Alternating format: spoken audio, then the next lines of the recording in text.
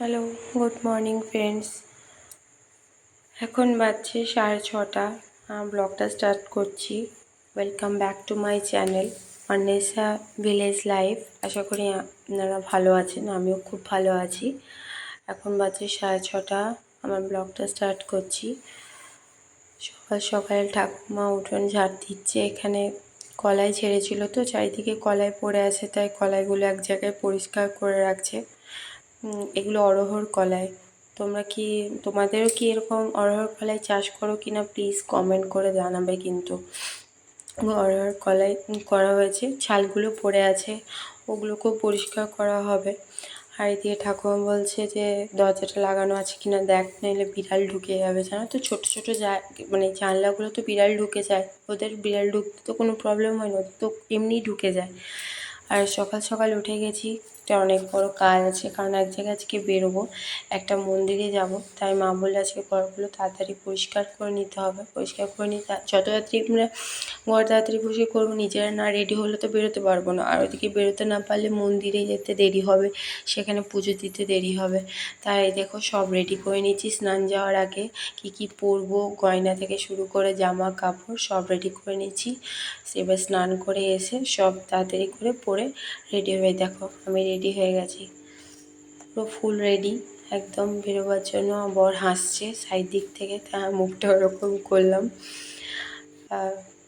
এরকম করেই গেছিলাম। এই সাজটা কেমন হয়েছে বলবে তোমরা কমেন্ট করে, কেমন লাগছে আমায়।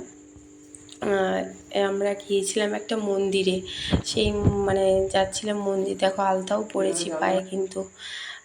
তো এই দেখো আমাদের টোটো আসার জন্য অপেক্ষা করছি, মা, আমি, ঠাকুমা আর আমার বর। টোটো চলেও এসেছে, বাবা দাঁড়িয়ে আছে। আমরা এবারে টোটো করে মন্দিরে যাব। মন্দিরে যাওয়ার জন্য রওনা দিচ্ছি। এখান থেকে 1 ঘন্টা টাইম লাগে। আমরা যাব আজকে বীরভূম জেলার একটা খুব নামকরা একটা কালী মন্দির, লোবা মায়ের মন্দির। আশা করি তোমরা অনেকেই জানো। যদি কেউ বীরভূমের ধারে পাশে কেউ আমার ভিডিওটা দেখে থাকো তাহলে বুঝতে পারবে, কারণ এই লোবার মন্দির খুব খুব জাগ্রত। আমি কখনো দেখিনি, অনেক গল্প শুনেছি, কিন্তু যাওয়া হয়নি। দেখো রাস্তার ধারে এদিকে দুবার চাষ হয়। যে মন্দিরটার কাছে অনেকটা কাছাকাছি চলে এসেছি, এখানে দুবার চাষ হয়।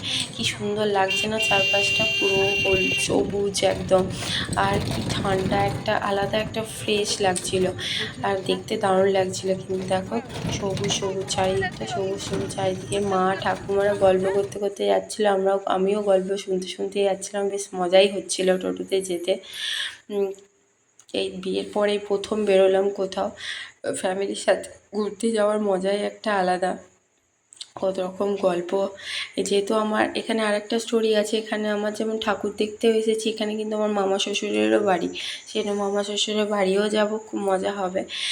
চলে এসেছি। দেখো আমরা লোবা মায়ের মন্দির, কি সুন্দর না মন্দিরটা দেখতে। চারিদিকে দেখো কত লোক এসেছে, আরও ভিড় হয়।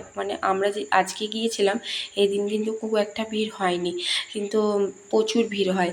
আজ তো শনিবার, এসেছিলো, একদম না আসা নয়, তবে প্রত্যেক অমাবস্যাতে কিন্তু অনেক লোক আসে। আর এখানে কালী পুজোর সময় তো বাপরে, দাঁড়ানোটা খুব মুশকিল, দাঁড়ানোর জায়গাটা পাওয়াটাই মুশকিল। খুব সুন্দর মন্দিরটা। আর অনেক দিন ধরেই লোবা মায়ের মন্দির আসবো করে বিশাল একটা ইচ্ছা ছিল। আজকে সেই ইচ্ছাটা আমার পূরণ হয়ে গেল। আশা করি হয়তো ভগবান আমাকে আজকে দিনটা টানিয়েছে, তাই জানো তো ঠাকুর মন্দির হয়তো সবসময় যাবো বলেও আমাদের যাওয়া হয় না, তাই না? তো আজকে হয়তো মনে হয়েছে লোবা মায়ের যে হ্যাঁ আজকে একে আনা যাবে, তাই না? তো আজকে গিয়েছিলাম লোবা মায়ের মন্দির।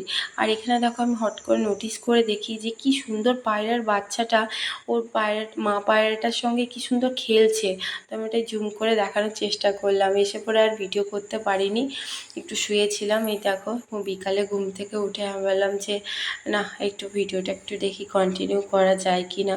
তো বিকালে এসে বসেছিলাম, সন্ধে দেওয়ার সময় হয়ে গেছিলো। মা বললো যে আমার বরকে একটু সন্ধে দিয়ে দিতে, বললো আজ আর ড্রেস ছাড়বো না, কারণ আমাদের জানো তো জামা কাপড় ছেড়ে পরিষ্কার করে সন্ধে দিতে হয়। মা বললো আজকে টায়ার্ড হয়ে এসেছি, আর সন্ধে দেবো না। তারপরে এসে পরে তো আর কিচ্ছু করিনি, সব ফেলে রেখে একবার শুয়ে পড়েছিলাম। প্রচণ্ড শরীর খারাপ লাগছিল, তো আবার সব এগুলো গুটি রাখলাম, কারণ আমার ঘর আমাকেই তো গুটাতে হবে বলো। তো সেই জন্য পুরো পরিষ্কার করলাম, সব কাপড় টাপড় গয়নাগাটি যেসব নিয়ে এসেছিলাম সব গুটিয়ে রাখলাম। দেখো এই চোকারটা, এটা সব এক এক করে যার জায়গায়। এই লকেটটা কি সুন্দর না, পায়রার মতো। আমার না দারুণ লেগেছে, পরছি যখন আরও ভালো লাগছে। তারপরে সব জায়গার জায়গায় ঠিক করে, দেখো এখানে সব আমার মালা থাকে, আর এই সব কৌটোটাতে সব সেফটি পিন ওগুলো সব রাখি। আর এটাতে এই যে এই ব্যাগটা দেখলে, এই ব্যাগটাতে সব আমার মেকআপের জিনিসগুলো থাকে। আর এই দেখো এগুলো আজকে খুলে রাখলাম। বাপরে, হাতটা মনে হচ্ছে কদিন ধরে এগুলো পরে আছি, একটুও খুলে রাখতে পারছি না। আজকে এইখানে যাব, আজকে ওখানে যাব, আজকে মাকে বলেছি না মা আমি আজকে কিন্তু এগুলো খুলবই। চলো।